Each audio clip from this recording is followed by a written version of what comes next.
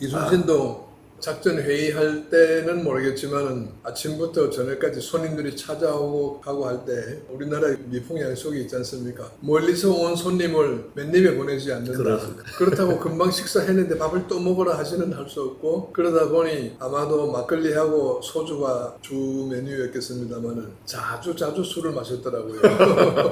그 이상이 근데 이제 우리가 임진왜란 시기에 보면 네. 1, 2차 진주성 전투가 있지 않습니까? 근데 이제 1차 전투에서는 저희들이 이겼고 2차 전투에서는 참혹한 패배를 네. 한 것으로 되어 있는데, 제가 보니까 기간이 그렇게 뭐 1년이 아니라 한 8, 9개월 정도 사이에 1, 2차 전투가 있었는데, 도대체 왜 그 짧은 기간에 처음에는 우리가 이길 수 있었고 2차 전투에서는 왜 그렇게 참혹하게 패배를 했는지, 그 1, 2차 전투를 좀 비교해서 설명을 좀 해주시면 좋을 것 같습니다.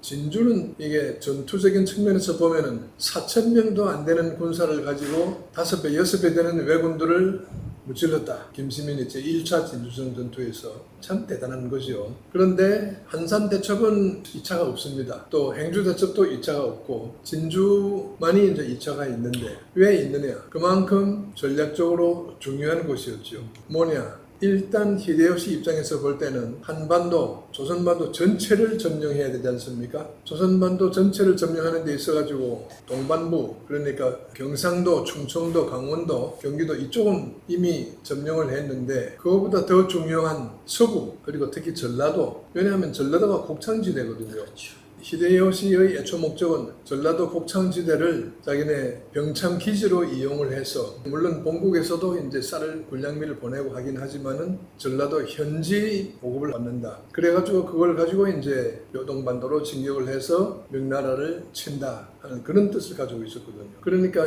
히데요시 입장에서는 해로 전투도 중요하지만 사실은 전라도를 점령한다는 것이 굉장히 중요한 군수물자를 그렇지요. 보급하고 하는 데 있어서 굉장히 예. 중요한. 그 관문이 진주였지 않습니까? 예. 그런데 첫 전투에서 1592년 10월 달에 어이없이 패했다 이거죠. 불과 3,4천 명이 지키는 진주성을 대일본군 2만 명, 3만 명이 거기서 참패를 당했다. 그때 우리 승리의 요인이 뭡니까? 그때는 이제 관군, 의병 전부 다 모여가지고 외놈들을 어떤 일이 있더라도 이제 이걸 처부수해야 된다. 막아야 한다. 군민 일체가 되어가지고 정말 필사즉생의 정신으로 가지고 싸웠기 때문에 이겼던 것이죠. 그런데 2차 전투에서는 그게 조금 부족했습니다. 첫째는 상황 판단은 했는데 대처가 늦었어요. 히데요시는 강화 교섭을 하면서 일단 조선 8도 중에서 4도는 이제 자기가 뺏어야겠다. 그렇게 함으로써 이제 대륙 정벌은 못하더라도 최소한의 측면 유지가 되거든요. 본국의 수많은 다이묘들이 전부 반대를 했는데 출전해가지고 빈손으로 돌아올 수는 없지 않습니까? 적어도 조선반도의 절반, 사개도나마 해외 영토를 확보했다. 그러면은 그 수많은 일본 영주들에 대한 체면도 서고 또 그리고 자기네 국민들에 대해 가지고도 이제 체면이 서는 거죠. 사도를 달라고 하니까 명나라가 벌써 하고 주지는 않는단 말입니다. 그래서 야 내가 이거 무슨 강화회담을 통해 가지고 구걸해 가지고 조선 사도를 얻은 게 아니다. 내 힘으로 뺏을 수 있다. 또 그리고 사실 내 기분도 나쁘고 작년에 희발이 없는 조선군한테 우리 대일본군이 패전을 했어. 복수도 할 겸 해가지고 지금 조선에 주둔하고 있는 모든 군사들을 전부 진주로 진격을 시켜라 이렇게 한 거 아닙니까? 그것을 조선 측과 그 당시에는 이제 명나라 군사들도 조선에 와 있었는데 파악을 해줬죠. 전 일본군이 이제 진주를 향해서 쳐들어온다.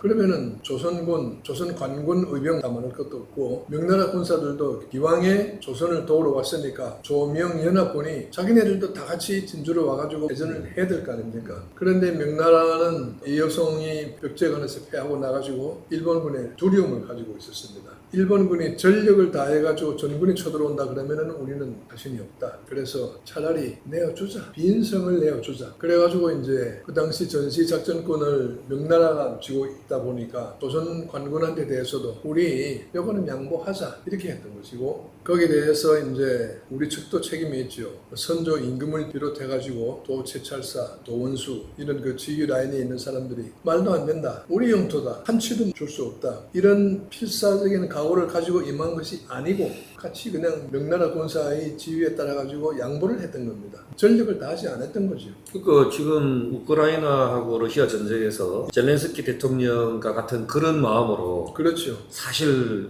대응을 하고 했어야 됐는데 참 안타깝네요. 전쟁에서 제일 중요한 건 싸우려고 하는 정신력. 이게 무기나 무슨 뭐 전술 이런 것보다도 민관이 합쳐가지고 목숨을 걸고 내 강토를 한 치도 양보할 수 없다 하는 그런 정신력을 가지고 싸워야 되는 거예요. 지금 우크라이나나 러시아 딱 바로 그거 아닙니까? 예. 그 당시에 1차 전투 때는 그런 정신으로 싸웠는데 2차 전투 때는 그것이 부족했던 것이죠. 그러셨군요.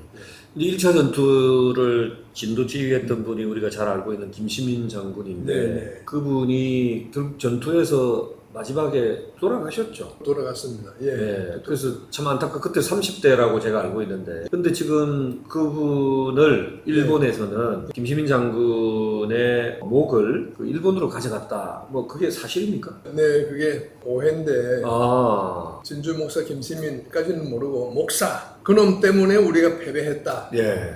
그래가지고 이제 다음 전투에서는 그 진주 목사의 목을 따오라. 예, 예. 네, 그런 명령을 히데요시가 내렸죠. 김시민이 그때 죽은 줄 모르고 그래가지고 그때 1차전에서는 진주 목사 김시민이 이제 사령관이었고 2차 전투에서는 이제 의병장을 하다가 경상 의병사가 된 최경혜 그 논계의 남편 그리고 또 진주 목사로는 사실은 서예원이라는 사람인데 딴 사람인 줄 모르고 어쨌든 이겼으니까 서예원의 목을 따가지고 네, 이게 원수의 목이다 해가지고 교토 부심이 거기 무슨 큰 다리에다 목을 걸어놓고 이거 봐라 복수했다 잘못했던 거죠. 어쨌든 역사 왜곡이네요 결과적으로. 그렇죠. 예. 의도적인 왜곡은 아니고 예. 오해. 그 몇 달 상관이 아니기 때문에 작년 그 몇 달 전에 그 김시민이 아직도 살아 있고 어쨌든 진주 목사의 목을 땄다. 예. 그래가지고 그런 의미였구나. 네.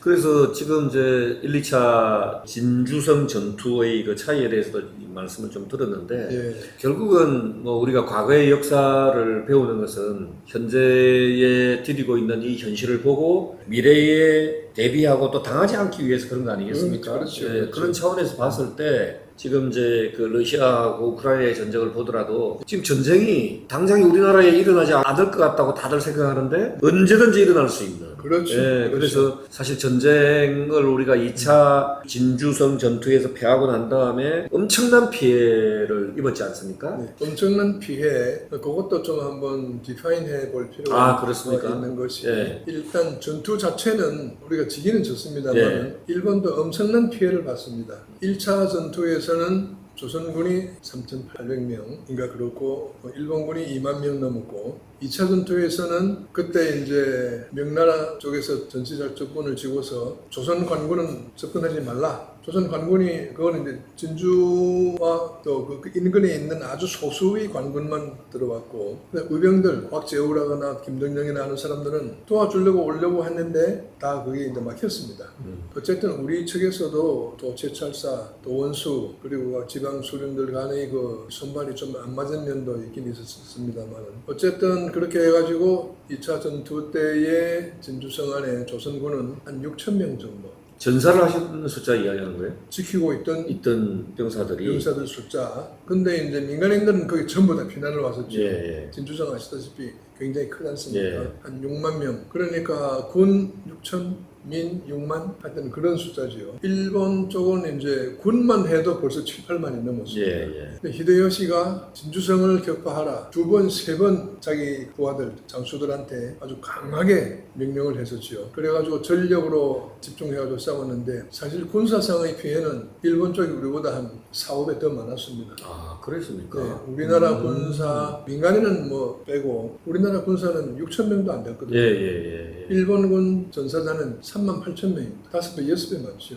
그 당시 3만 8천이라 그러면은 어마어마한 피해죠. 그렇겠네요. 예. 그 숫자의 그 신뢰도는 뭐 100%라고 할 수는 없지만은 그러나 굉장한 피해였고 일본 공격군의 반수 가까이 최소한 한 3분의 1 가까이 전사했으니까 엄청난 피해를 본 것이요. 그러니까 그럼에도 불구하고 이사장님 네. 그 전투에서 진 거는 우리잖아요. 진거는 그렇죠? 우리인데 전투적인 측면에서만 본다 그러면은 그때 이제 중규모 이상의 전투를 카운트하면 25번 싸웠는데 2월 21일부터 29일까지 한 열흘 동안에 25번, 24번까지는 우리가 이겼다 이겁니다. 25번째. 그것이 아마 일본군의 마지막 공격이었을런지도 모릅니다. 일본군이 이 공격에서 패하면 아마 물러갔을런지도 모르죠. 네. 어쨌든 24번을 잘 방어하고 이긴 거죠. 25번째에 이제 이 성이 무너져가지고 졌다. 성이 무너지니까 들어와가지고 이제 민, 군 관계없이 다 죽였으니까. 네. 결과적으로는 그랬는데 과정을 보면은 조선군의 승리입니다.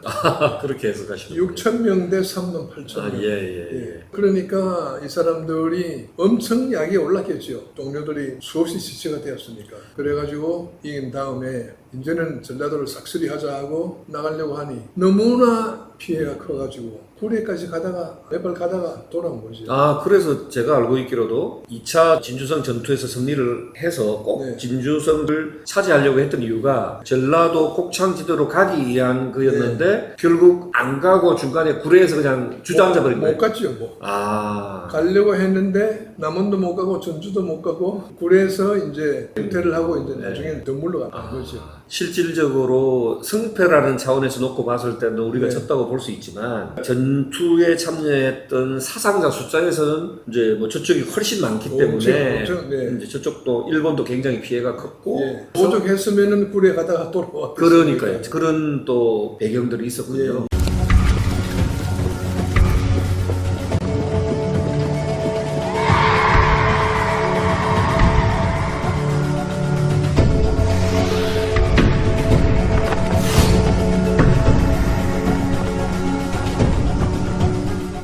어쨌든 뭐 그런 이제 역사적으로는 그런 전쟁에서 우리가 어떻게 평가에 따라 다르겠지만 우리가 일단은 결과적으로 진주성이 함락됐기 때문에 네. 패했다고 보고 그 마지막으로 네. 이 참혹한 현실 속에서도 지금 러시아와하고 우크라이나 전쟁이 진행되듯이 네. 그 전쟁은 정말로 아주 구체적으로 옆에 있잖아요. 그러면 우리나라 국민들 입장에서 전쟁에서 피해를 당하지 않기 위해서 네. 도대체 지금 우리는 어떻게 해야 되는지에 대해서 이사님께서 아주 간략하게 핵심만 말씀해 주시면 좋겠습니다. 주적 깨놓고 말해서 북한이지요. 딱 붙어가지고 늘 보면서 70년 동안을 같이 보다 보니까 약간 만성이 돼서 그랬는지 저놈들이 미사일을 쏘고 핵실험을 하고 해도 남의 일처럼 생각을 한다 이거죠. 그런 정신적인 회의, 예. 이완 이걸 제일 조심해야 됩니다. 우리가 미사일 뭐 몇 개 더 많고 성능이 뭐 약간 우수하고 하는 그런 것도 중요하지만 전쟁은 바로 옆에 있다. 전쟁이 멀리 있는 게 아니라 바로 옆에 있다. 바로 지금 일어날 수 있다 하는 그런 정신 자세를 가지고 살아가는 거. 특히 이제 젊은 세대들 우리가 이 전쟁을 경험한 마지막 세대인데 지금 이제 40, 50 이하는 본격적인 전쟁을 겪어보지 못한 세대거든요. 그냥 막연히 들은 풍월로만 합니다. 남이 일인 걸로 생각하는 거죠. 이게 제일 약점입니다. 알겠습니다. 네. 6.25를 겪으신 우리 이인재 이사장님의 정말 마음속에서 우러난 멋진 대안이라고 그럴까요? 멋진 말씀이었던 것 같고 한마디로 이야기하면 유비무환이네요. 그렇죠. 예, 네. 그래서 건배사를 유비하면 무한해지십시오. 네. 유비! 무한